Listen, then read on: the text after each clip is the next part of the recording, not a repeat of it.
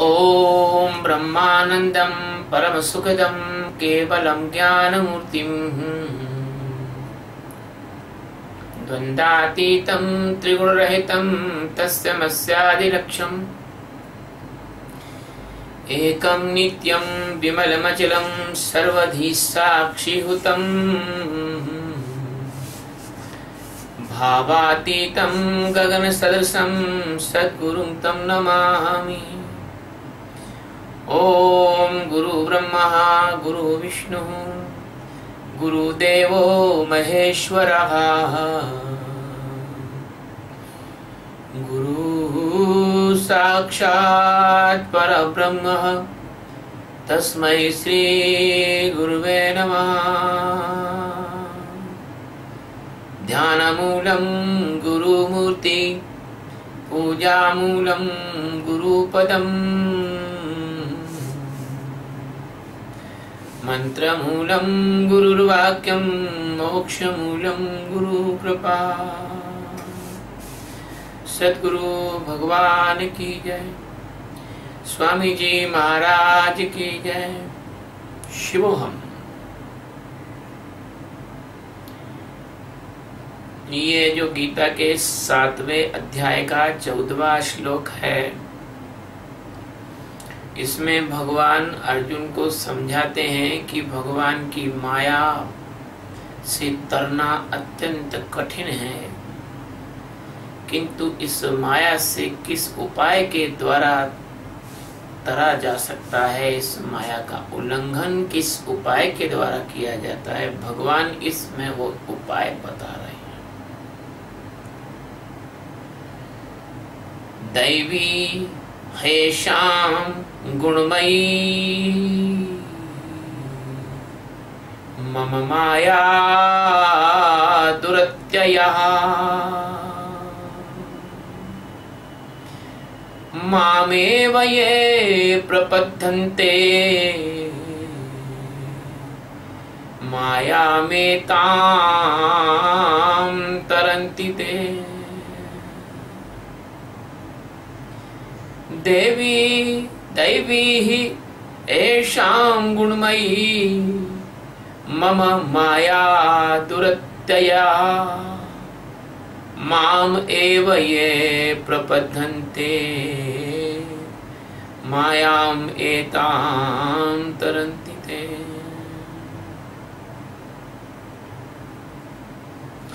दैवी का मतलब होता है अलौकिक, अर्थात अत्यंत अद्भुत, अति अद्भुत।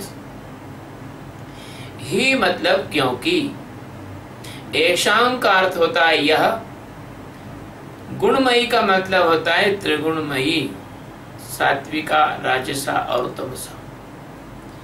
मम का अर्थ है मेरी, माया का अर्थ है माँ, धन या, जो नहीं है लेकिन होने जैसी दिखती है, होने जैसी प्रतीत होती है।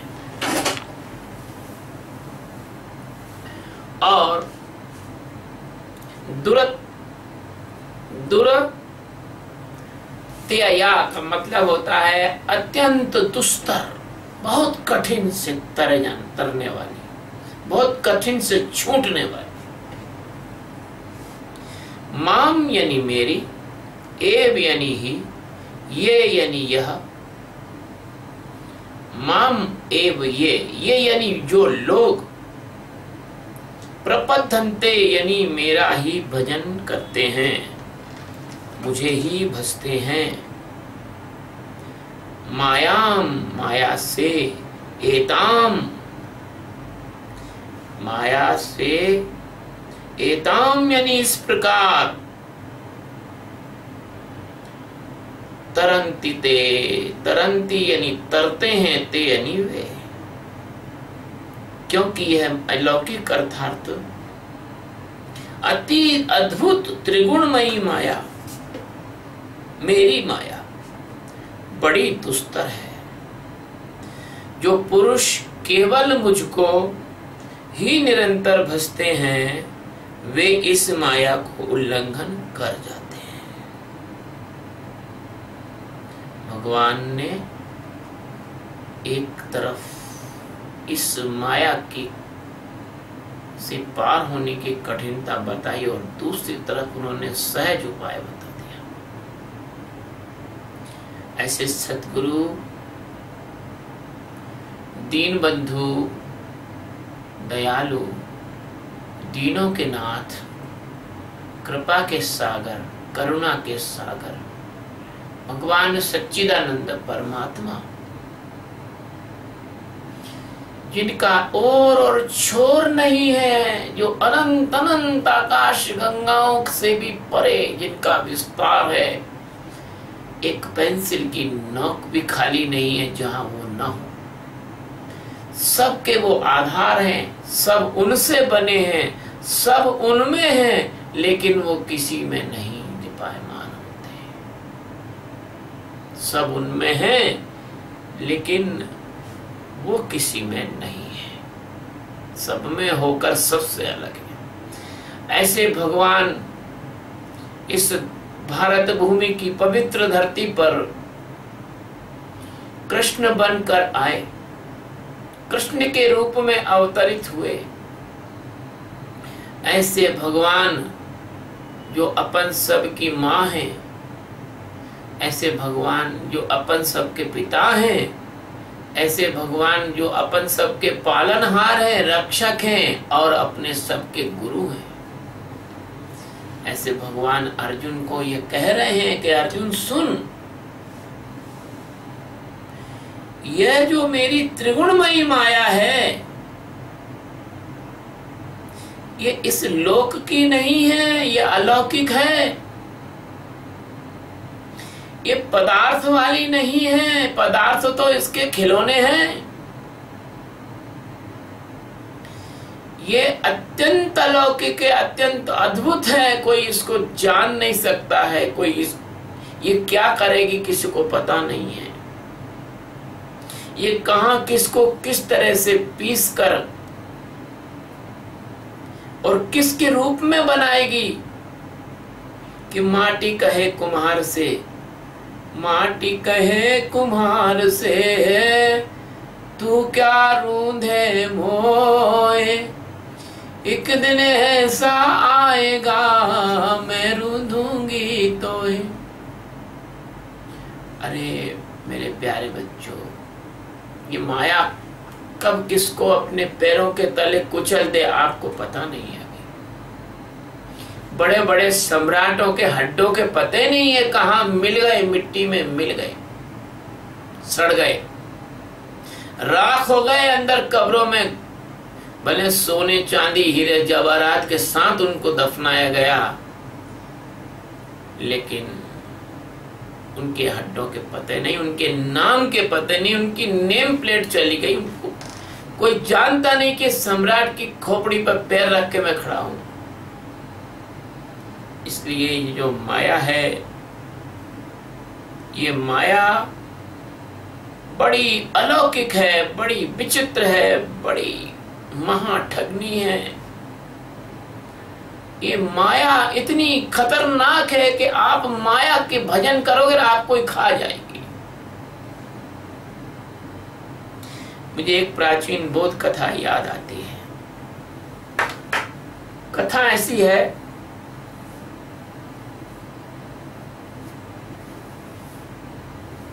कि एक मां के दो पुत्र थे।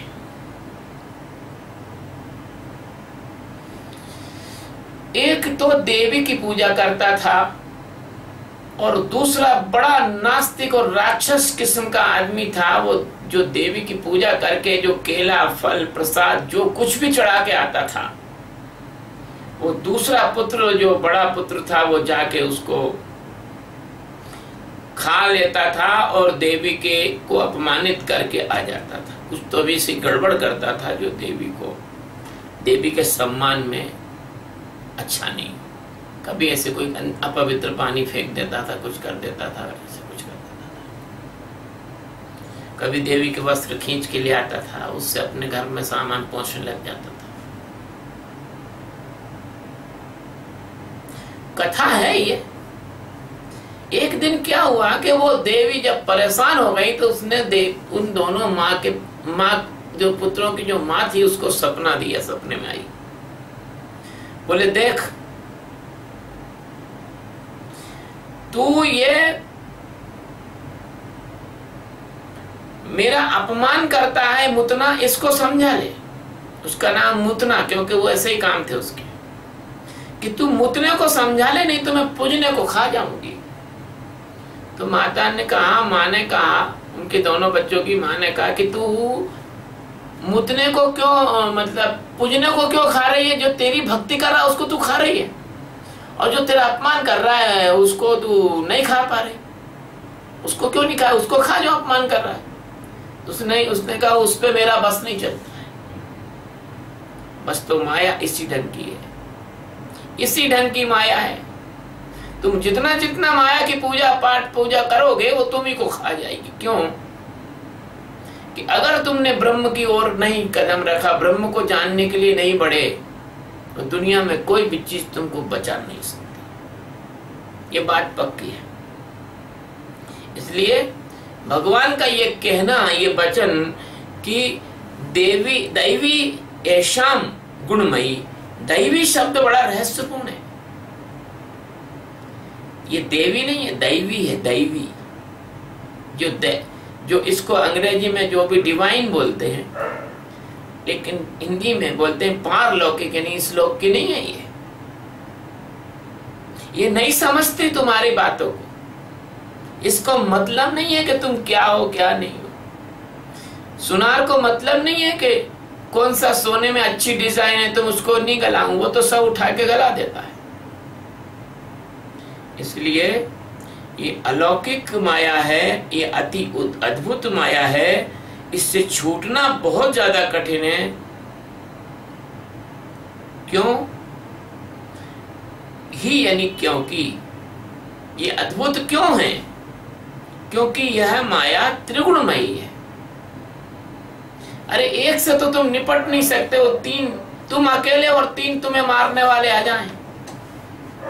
तीनों तरफ से तुमको घेर ले। किसी के हाथ में चाकू हो, किसी के हाथ में जो है पिस्तौल हो, किसी के हाथ में कोई केमिकल हो तुम्हारे ऊपर डालने के लिए।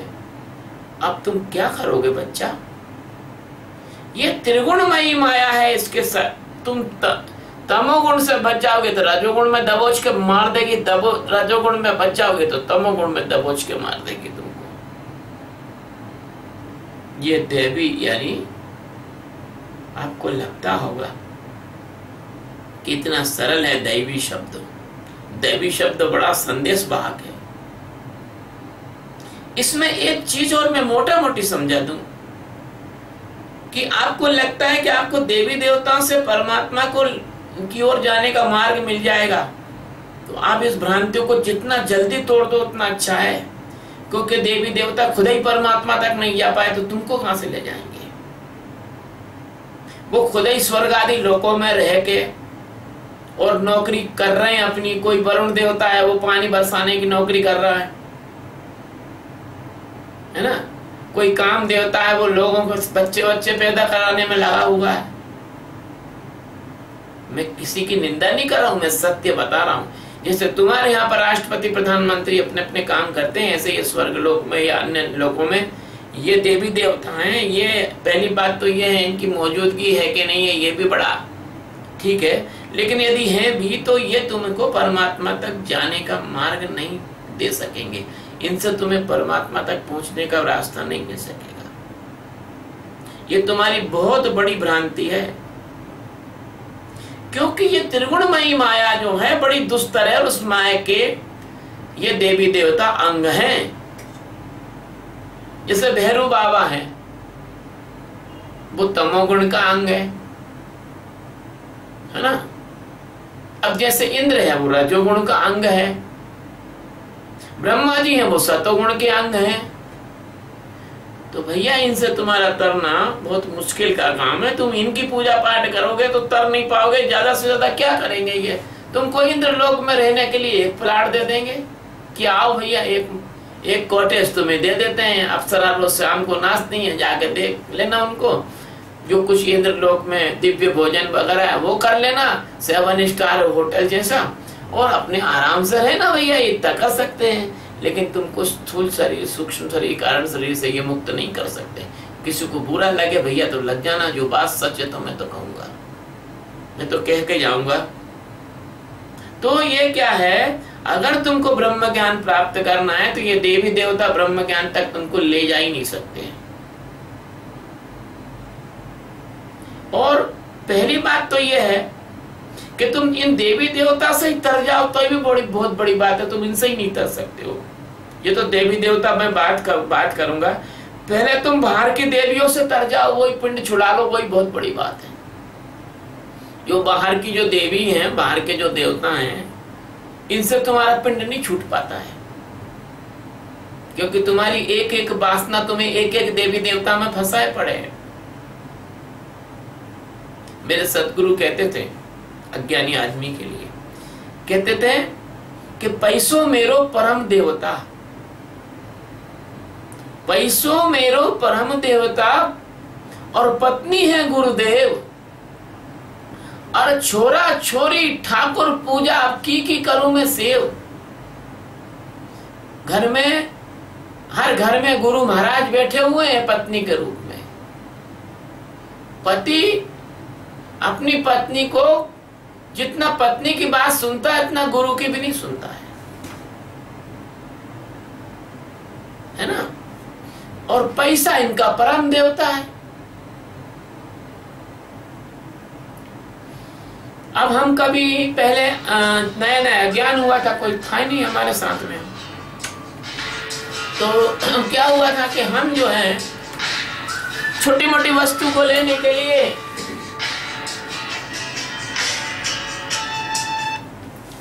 प्रवचन दे रहा हूं भैया, है तो छोटी मोटी वस्तु के लिए हम जो है बाजार में कभी चले जाया करते थे। अब हम दुकानदार, हमारी आदत है भाई, दुकानदार हो चाहे कोई हो, हम तो ब्रह्म ज्ञान की बात करेंगे। ब्रह्म ज्ञान की चर्चा भी थोड़ी बहुत करते थे, भगवान की बात, लेकिन दुकानदार 2 रुपए भी बात चीज में कम नहीं करता था। कभी उसके मन में ये नहीं आया कि गुरु महाराज को कोई चीज अब 2 रुपए कम में देते। तो पैसा उनका परम देवता है, गुरु मुरु कहाँ लगते हैं। ब्रह्मवेत्ता आ जाए चाहे भगवान खुद ही आ जाए, खुद स्वयं भगवान आ जाए, उनको देख के तुम कृष्ण भगवान अगर आ जाए तो बड़ी बाजूबंद सोने के चूड़ी मोर मुकुट सब पहने होंगे तो तुम समझोगे यार कोई नाटक कंपनी का कलाकार आ गया, तुम भगवान को नहीं पहचान पाओगे। और जैसे कि केवट श्री राम भगवान को गंगा पार उतारने में घबरा रहा था, उनके पैर कहीं नाव में लग गए तो मुश्किल पड़ जाएगी, वो नाव स्त्री ना बन जाए। ऐसे तुम्हारे दिमाग में भगवान के प्रति नाना प्रकार के भय समाये हुए। कभी भगवान का तुम वेलकम स्वागत नहीं कर सकते हो, पक्की बात है। तुम बोले कहाँ की आफत आ गई भैया, क्योंकि भगवान को पहचान तो नहीं पाओगे तुम। अरे जब तुम सदगुरु को ही नहीं पहचान पाते हो तो भगवान को क्या पहचानोगे। जो आदमी पहाड़ को नहीं देख सकता है वो आदमी सूक्ष्म को क्या देख पाएगा। इसलिए तुम्हारी आंखों में जो अहंकार का मोतियाबिंद हो रहा है उसका पहले तुम ध्यान के माध्यम से ऑपरेशन करवाओ, आंखों को ठीक करो। तो पहली बात तो यह है कि जो ये दोहा है इसको समझ लो कि पैसो मेरो परम देवता, पत्नी है गुरुदेव, और छोरा छोरी ठाकुर पूजा। और छोटे छोटे बच्चे, अरे मेरा बाल गोपाल, मेरा गोविंदा, ओ मेरा बेटा, ओ मेरा बच्चा। तुम्हारी आसक्तियां तो देखो। तो मैं ये नहीं कहता कि बाल बच्चों को, पत्नी को छोड़ दो, पर मैं ये कहता हूं कि अंदर से परमात्मा की तरफ खसक जाओ, ये कह रहा मेरे मन में। तो पहले तो तुम्हारी ये बाहर के जो देवी देवता हैं तुम इनसे छूट जाओ, तब हम जाने, है ना। और इनसे मान लो छूट भी गए, चलो ठीक है तुम छूट गए, बड़े ब्रह्मचारी हो, किसी स्त्री की तरफ देखते नहीं हो, अच्छे भगवान का भजन करते हो, ध्यान करते हो, बैठते हो, पूजा करते हो, पाठ करते हो, सब कुछ करते हो, लेकिन हम बचपन से साधु सन्यासी संतों के साथ घूमे बैठे हैं। तुम्हारे अंदर की जो देवी है वो उसको कहां ले जाओगे तुम? जो तुम्हारे अंदर वासना भरी हुई है हर तरह की, तुम जब रात को सो जाओगे जीभ बाहर निकाल के मुंह फाड़ के, तो वो आ जाएगी तुम्हारे सपने में, और सुबह 4 बजे नहाते हुए दिखोगे आश्रम में नल चला के। सुबह जल्दी, इतनी जल्दी क्यों नहा रहे हो? बोले भैया गड़बड़ हो गई है, माफ करना, जो बात जैसी कहना है वैसी ही कहना पड़ेगी अब। तो तुम बाहर के आडंबरों से तो छूट जाओ, लेकिन अंदर की वासना से कैसे छूटोगे महाराज? ये माया के दुस्तर होने का बता रहा हूं। किसी चीज का वर्णन करना है तो उसके ढंग से करना पड़ेगा। है?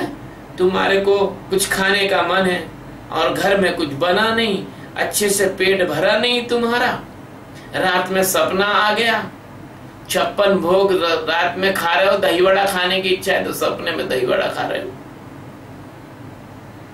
है?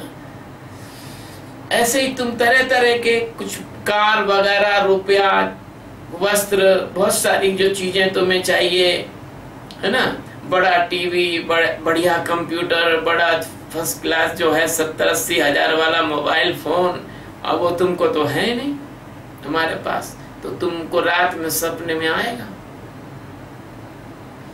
बहुत पुरानी बात है, जब मैं अज्ञान काल में था, तब क्या हुआ था कि मुझे जो है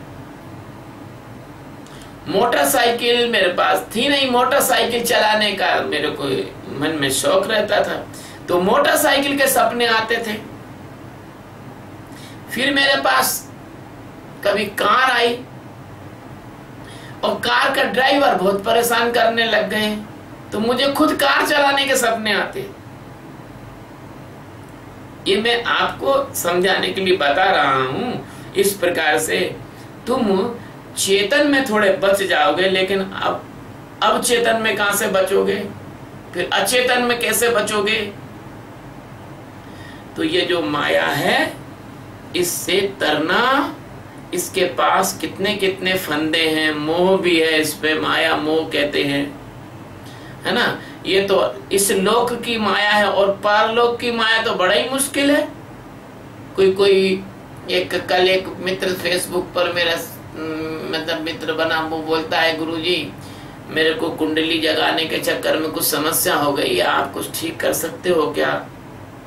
अब मैं कैसे कहूँ कि नहीं कर सकता हूँ? कहा भाई कर सकता हूँ, क्योंकि मुझे पता है कि अगर कोई लंबे समय ध्यान में बैठेगा तो कुंडली की जो समस्या है वो भी चली जाएंगी, धैर्य पूर्वक बैठेगा तो।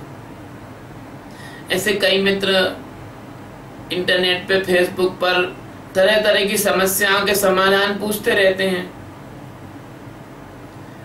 तो ये सारी जो समस्या है तुम्हारी, ये बाहर की समस्या तो ठीक है, ये अभी तो यही नहीं निपट पाई तुम्हारी। तो अंदर की जो समस्या है, जो चेतन के बाद का तल है, उसकी समस्या कैसे निपटाओगे तुम? तो ये माया त्रिगुणात्मक है। तो ये यहाँ पर और बात समझ लो, ये बड़ी नई बात बता रहा हूं।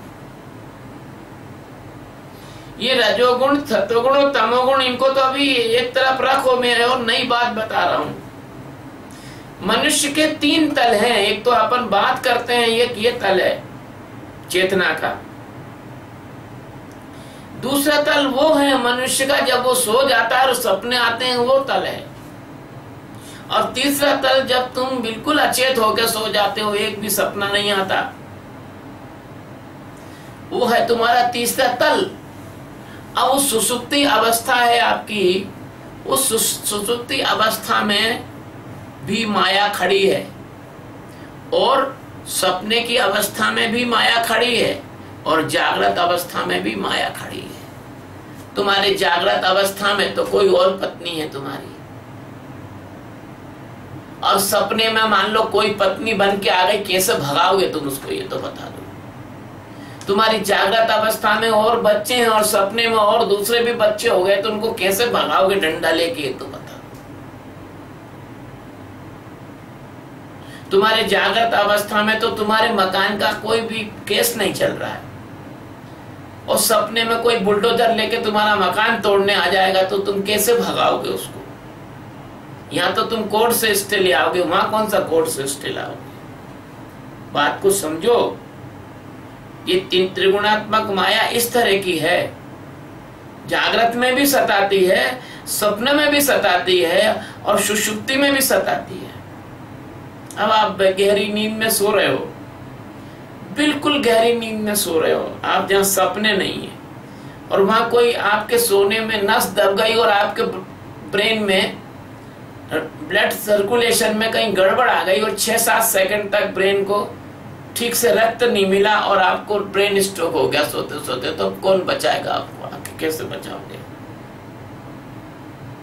इसलिए भैया, ये जो त्रिगुणात्मक माया है, इसके बड़े आयाम हैं। ये सतोगुण, रजोगुण, तमोगुण ऐसा कहना बड़ा आसान है, लेकिन एक एक गुण में लाखों करोड़ों प्रकार की वृत्तियां और लाखों करोड़ों प्रकार की अवस्थाएं और लाखों करोड़ों प्रकार की स्थितियां, मानसिक, शारीरिक और आध्यात्मिक ये हैं इसके अंदर। अब आप कैसे बचाओगे? इसलिए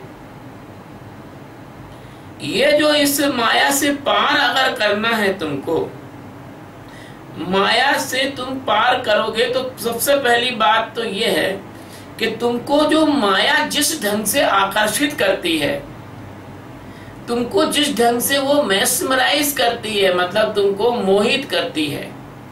जैसे भगवान ने मोहिनी अवतार लिया और अमृत का कलश जो है अब उनकी कमर में, पतली कमर में कलश, और अत्यंत सुंदर स्त्री जिसको देखकर लोगों के पजामे ढीले हो जाए, इतनी सुंदर स्त्री का अवतार लिया। अरे भगवान शंकर ने देखा तो उनकी हालत खराब हो गई थी, तो बेचारे ये देवता और दानव की क्या हालत होगी। तो भगवान ने अवतार लिया तो दानव इतने मोहित हो गए, इतने मोहित हो गए कि भगवान से कह दिया, आप तुम ही अमृत बांटो सुलोचनी सुमुखी। और ये देखो माया का बता रहा हूं, माया कैसी है। कोई स्त्री हो तुम्हारे जीवन में आए, नकली प्रेम दिखाए, तुमको पागल कर दे प्रेम में, और तुम्हारे साथ जो भी कुछ करना है, धोखाधड़ी सब कुछ करके जा सकती है, आराम से जा सकती है, इतने बड़े मूड हो तुम। अब देखो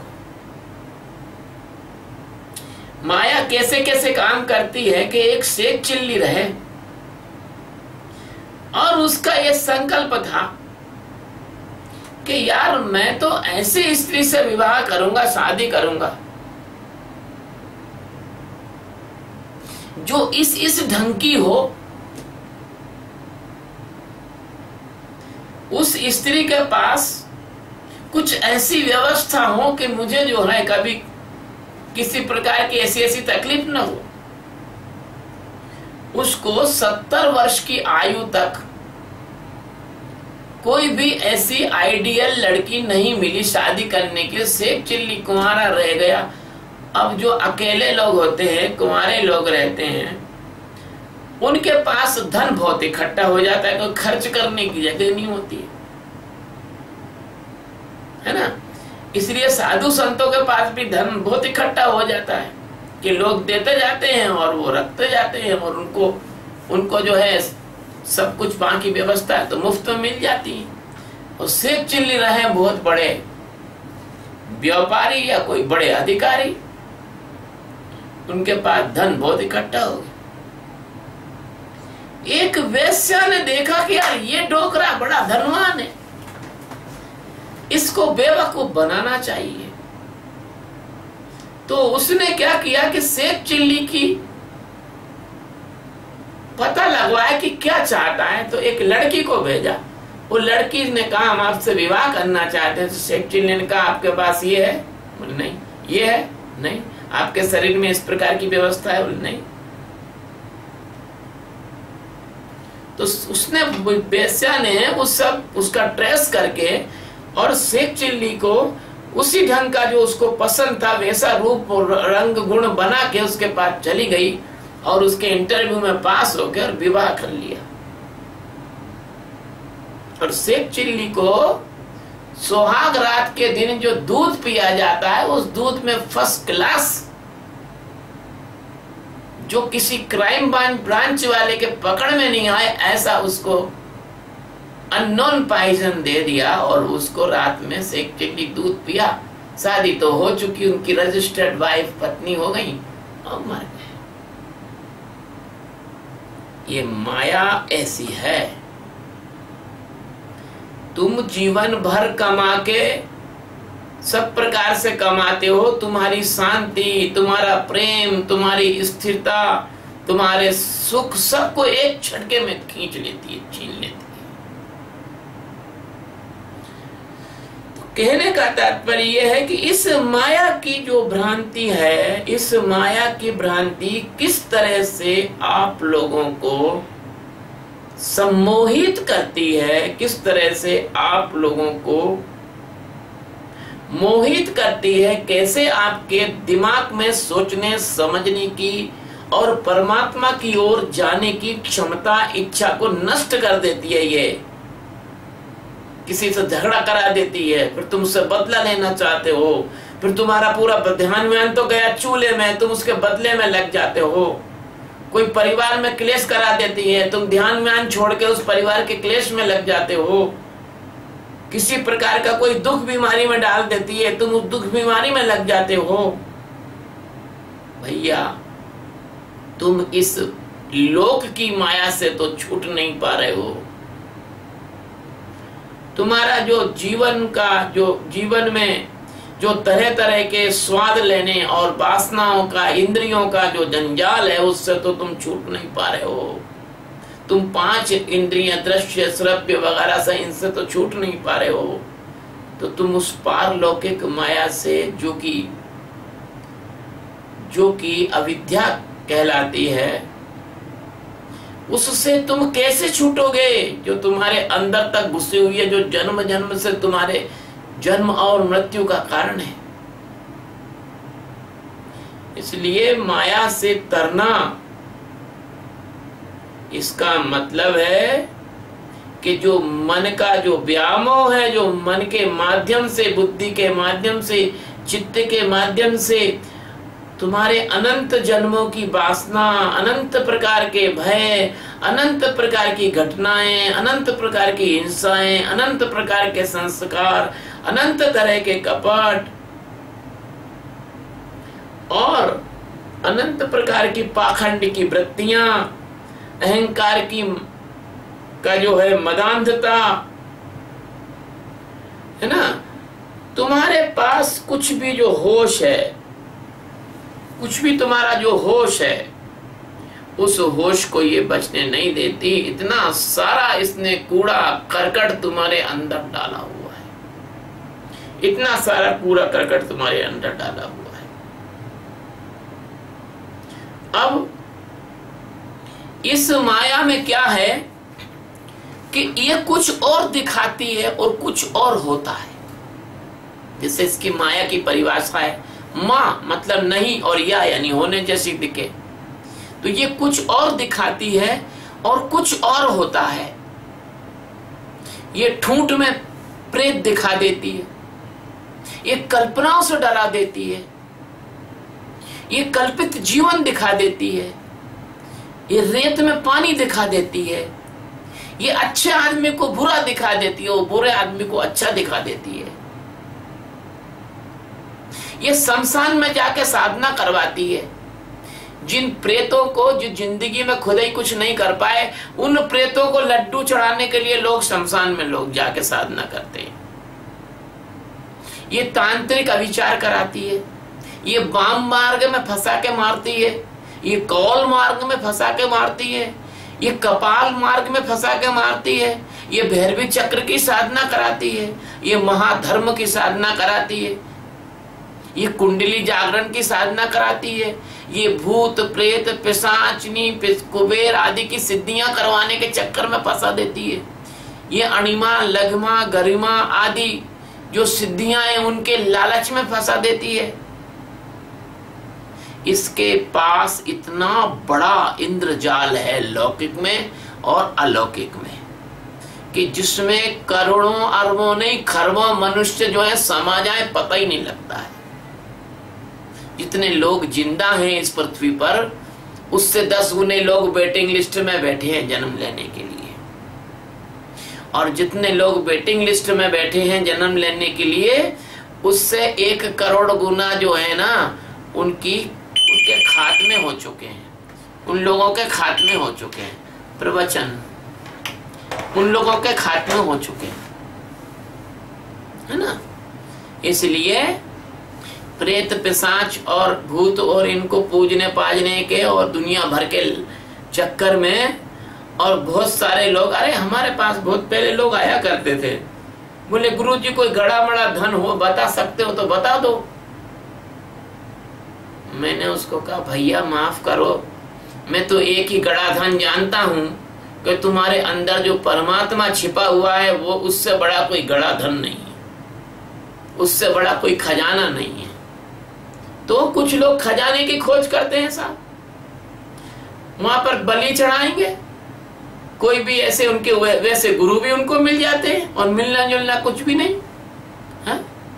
तो ये माया के लिए एक उदाहरण और समझ लो कि अभी बीच में एक बाबा को सपना आ गया था किले में धन है, और गवर्नमेंट तक को बेवकूफ बना दिया उसने। इंसान तो इंसान पर उसको सरकार को तक मूर्ख बना दिया, पूरा तत्व वाले खोद रहे वहां जा जाके। तो आप लोग जरा सोचो कि ये माया कितनी ज्यादा बड़ी इंद्रजाल फैलाने वाली है, इसमें कितने सारे जन्मों के विभाग हैं। ये 84 लाख योनियां तो ठीक है, इसको 4 भाग में बांट दिया जाता है, स्वेदज, अंडज, पिंडज और उद्विज। इन योनियों में 84 लाख योनियों में भी अलग अलग बड़े विभाग हैं, और इसके पास स्वर्ग भी है और नरक भी है। जब ये नरक योनियों में, जैसे नाली का कीड़ा, गोबर का कीड़ा, है ना, कच्चा मांस खाने वाले जानवर, सड़ा मांस खाने वाले जानवर, और कोला भालू बांस ही खा रहा है, ऐसे अनेक इसके पास स्वर्ग और नरक के जन्म मरण के विभाग है इस माया के। तो जीवों की चेतना उसमें उलझ कर रह जाती है। अब ये तो माया समझ गए ना कि माया बहुत दुरत्या है, मतलब इससे तरना बड़ा मुश्किल का काम है। अब भगवान बता रहे हैं कि इससे कैसे तरा जाए।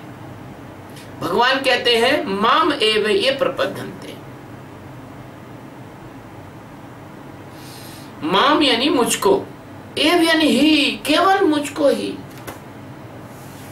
एक संत थे, वो कहते थे कि भगवान के अलावा कहीं भी मन लगाया तो पछताओगे। हम गए कभी उधर, हमने कहा भगवान के अलावा कहीं मन लगाओगे पछताओगे। अरे कहीं भी मन लगाओगे तो पछताओगे, क्योंकि जहां मन है तो भगवान हो ही नहीं सकते। तो उस जमाने में उनकी बड़ी ख्याति, और हमको तो कोई पूछने वाला था नहीं, तो हमने 2-4 को बताया तो है करके रह गए। लेकिन वो बात सही है कि तुम्हारा जो मन है अगर तुम कहीं भी लगाओगे तो पछताओगे। जब तक मन से हटके जीना नहीं सीखोगे तब तक तुम्हारी कोई भी मुक्ति हो नहीं सकती। तो भगवान क्या कहते हैं, माम यानी मुझको ही। अब माम यानी कौन? कोई तुम्हारा मामू नहीं बैठा हुआ है। माम का मतलब यह है कि अंदर जो बैठा हुआ परमात्मा है, माम, माम जो तुम्हारा अंदर जो मैं रूपी है। जरा मैं हर आदमी मैं जानता कि मैं शरीर नहीं हूं, मैं बुद्धि नहीं हूं। वो जो मैं है जिसको मूर्ख लोग अहंकार कहते हैं, उस मैं, उस होने में अगर तुम उसमें ही अगर उसमें भजन करोगे, कैसा? भ यानी भरा हुआ, ज यानी जगत में, उसको जानना। जगत में जो भरा हुआ आत्म तत्व है उसको जानना ये भजन। अगर मेरा भजन करोगे इस तरह से, और मेरा भजन ऐसा करना आसान नहीं है। क्यों? कि जब तक आपको कोई सतगुरु नहीं मिले और आपको ठीक प्रकार से ध्यान कराना नहीं सिखाए, नेति नेति का मार्ग कैसे चलना ये नहीं सिखाए, तब तक आप माया से अलग नहीं हो सकते। तो भगवान कहते हैं कि अगर तुम्हें माया का उल्लंघन करना है तो तुम्हें मेरा ही भजन करना होगा, तो तुम आराम से तर जाओगे, बहुत आराम से तर जाओगे। जैसे कोई आपको रोग है, चलो आपको कोई रोग हो गया और आपने क्या किया, नीम हकीम खतरा जानों से खूब दवा करा ली, रोग बढ़ता गया, मरने की हालत में आ गए। लेकिन अगर कोई अच्छे डॉक्टर के क्लिनिक में आईसीयू में जाके भर्ती हो जाओगे तो आपको ठीक कर देगा। तो यहाँ पर सतगुरु हैं, ये भवरोग वैद्यम है। चलो एक रहस्य की बात हम आपको बताएं कि कभी आपको गलती से रिद्धि सिद्धियां मिल जाएं तो तुरंत उसको कुत्ते की विष्ठा समझ के फेंक देना। अगर तुम्हें परमात्मा को पाना है तो रिद्धि सिद्धियों को कभी स्वीकार मत करना। मैं रहूं ना रहूं ये बात गांठ बांध लो, क्योंकि जब तुम परमात्मा की ओर बढ़ोगे तो तुमको सिद्धियां जरूर आएंगी, वो तुमको लालच देंगी, उसमें फंस मत जाना। वो भी माया का एक फंदा है, माया के बहुत फंदे हैं। तो भगवान कहते हैं कि जो व्यक्ति इन सब से अपनी चेतना को हटाकर सतगुरु की तलाश करके, और ये कालने में जो सतगुरु घूम रहे हैं, लोगों को मूर्ख बना रहे हैं कि हरे शिष्य धन शोक न हरही, ते गुरु अवसि नरक मह परही। जैसे कबीर साहब ने कहा कि चढ़ पाथर की नाव, पत्थर की नाव पे चढ़ के तरने की कोशिश करते हैं वो तो डूब ही जाएंगे, और अंधे अंधा ठेलिया दोनों कूप परंत। तो अगर आप जो हैं सच्चे सदगुरु को आपने खोज लिया, और सच्चे सदगुरु को खोजने के लिए आप भगवान से प्रार्थना करो, क्योंकि सच्चा सदगुरु बिना भगवान की कृपा के नहीं मिल सकता आपको। जब भगवान से उधर से टिकट आता है कि चलो इस जीवात्मा को मुक्त करना है, तो ही सच्चा सतगुरु आपको मिलता है, तो ही आप उसको स्वीकार करते हो, तो ही वो आपको स्वीकार करता है, तो ही ये युति बनती है, तो ही ये संगति बनती है।